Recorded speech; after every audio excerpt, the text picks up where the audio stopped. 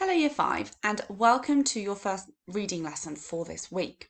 I hope you're enjoying the book so far. I have managed to get myself maybe halfway through the book already in my spare time and I am loving it. So hopefully you'll enjoy the book as well. So today we're going to be looking at exploring the meaning of text through language. This could be figurative language. So this could be looking at different literacy devices like similes, could be metaphors, could even just be individual vocabulary words. And we're going to look and unpick why the author might be using those words to describe certain situations. It could be to describe objects, could be to describe character feelings. So by the end of the lesson, you need to be able to explain an author's reasoning behind their choice in vocabulary. You need to be able to identify some of the ambitious vocabulary in the text, and as also to identify figurative language, which obviously we've looked at in many of our English lessons, but also be able to use evidence from the text to support your answer to one of the questions. So before we start, we're going to warm your brains up a little bit this morning. So we're going to have a recap of what we've read so far. So I'd like you to consider these 5 questions. Who are our main characters that we've met so far in chapter 1 and 2? Where is the story set? What warning has been given to the dragons? What plan did Slatebeard suggest to the other dragons? And can you recall 3 new words that you have learnt so far? So I'd like to pause the video and I'd like you to jot down your answers to those questions. Okay, so our main characters so far, obviously we have Rat and we have Sorrel. Okay, we know that Sorrel is one of our brownies, or the only brownie so far in our story. We also have Firedrake, who was one of our main dragons at the beginning of the story. And then we are introduced to Slatebeard, who is an older, more wiser dragon that we meet in chapter 2. We will see in chapter 3 today if we meet any new characters, but at the moment those seem to be the 3-4 of our main characters so far. Now we know the story is set in a valley, and we know that it's a valley of dragons. Obviously it's the home to where these dragons live. Now the main warning that's been given to the dragons was by Rat to tell them that the humans were coming. So far in chapter 1 and 2 we've had this warning of the humans are coming and what they're going to do, and we've had to put a plan into place of what the dragons are going to do next, which we're going to explore a little bit more in chapter 3 today.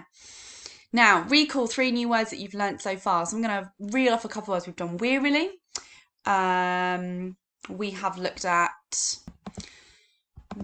scornfully. So we've looked at how someone might say something. We've looked at longing. We've looked at assembled. So there's a few words that we have looked at in the last few days that you guys have learned. Now, we're going to have a look at vocabulary word first today that's going to come up in our pages we're going to read today, just so it gives you a bit more context to the story when we come across that word, okay?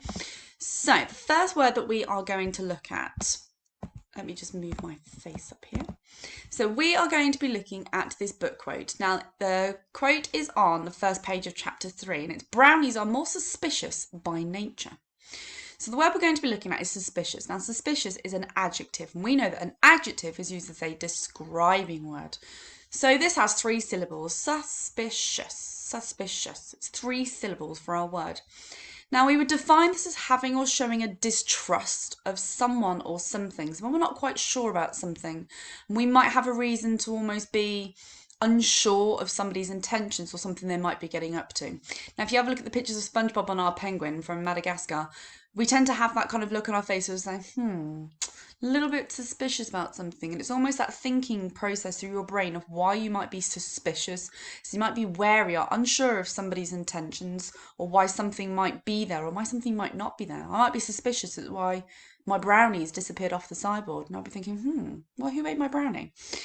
So put it into a sentence. The police were called when the staff became suspicious. Okay.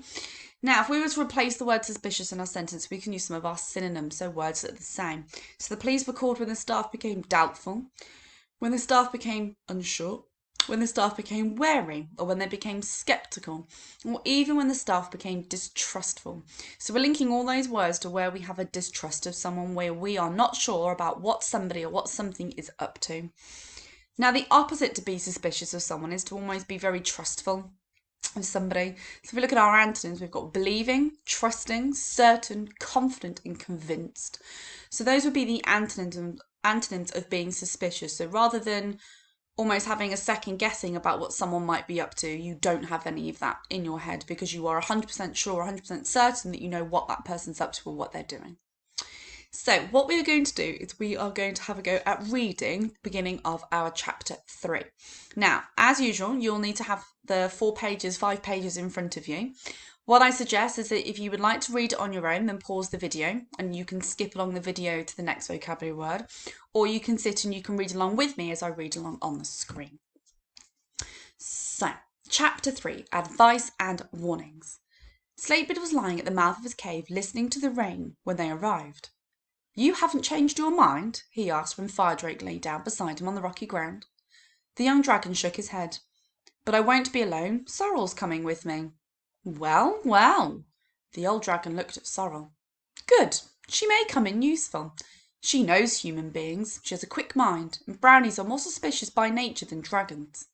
Which won't be a bad thing on this journey of yours. Her big appetite could be a problem, but no doubt she'll soon get used to eating less." Sorrel looked anxiously down at her stomach. "Listen then," Slatebeard began again.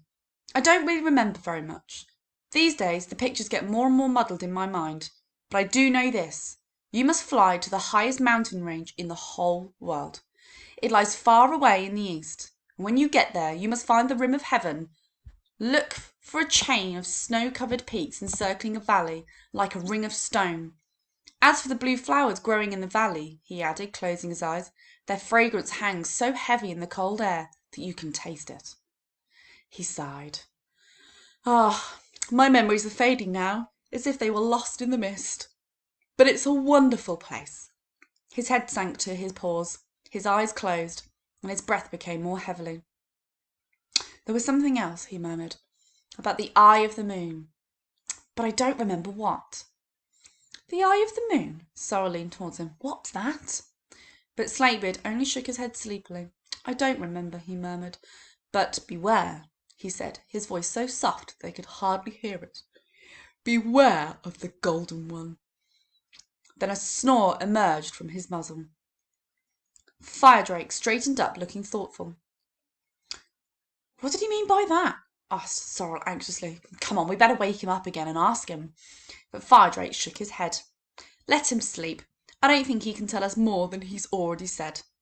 They left the cave quietly, and when Firedrake looked up at the sky, the moon was visible for the first time that night.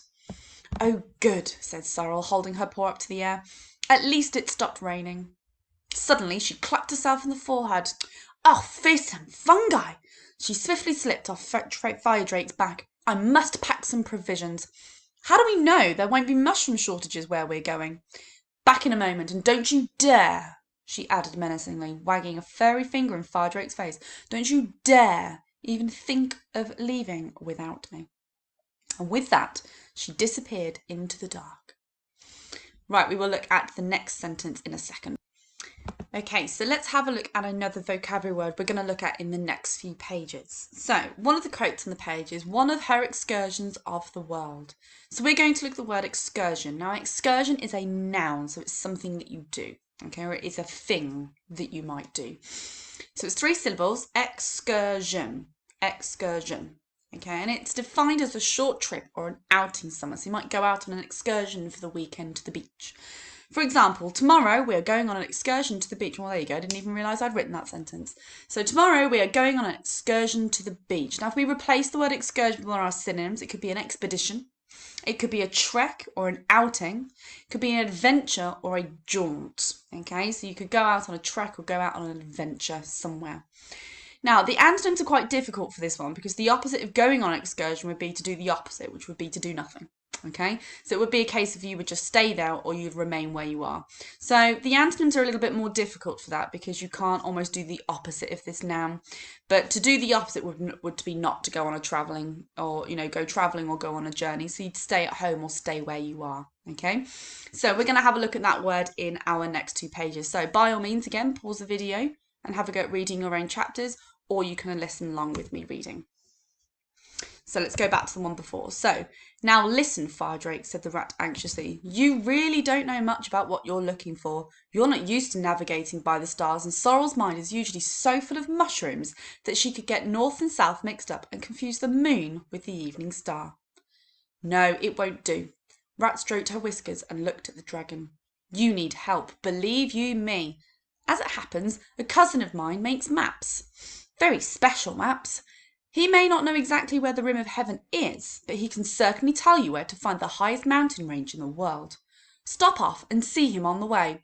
I have to admit, visiting him isn't entirely without its risks, said the rat, wrinkling her brow, because he lives in a big city. But I thought you ought to chance it. If you set off soon, you can be there in 2 nights' time. City? The indistinct figure of Sorrel emerged from the mist. For goodness sake, must you scare me to death? Asked Rat. Yes, that's right. My cousin lives in a human city. When you've left the sea behind you, keep flying eastwards inland, and you can't miss it. It's huge, 100 times larger than this valley and full of bridges and tall buildings. My cousin lives in an old warehouse on the river. Does he look like you? Asked Sorrel, stuffing a few leaves into her mouth. She was carrying a bulging backpack which she had brought from one of her excursions into the world of men. Yes, of course he does. You rats all look the same. Grey, grey, and grey again. Grey is a very practical colour, spat the rat, unlike your silly spots. As it happens, however, my cousin is white. Snow White. He wishes he wasn't. Oh, do stop squabbling, said Firedrake, looking up at the sky. The moon was now almost at its height, and if you were to set out that night, it was time to leave. Climb aboard, Sorrel, he said. Shall we take Rat too, to give you some company to quarrel with? No, thanks. Rat took a couple of small steps backwards in alarm.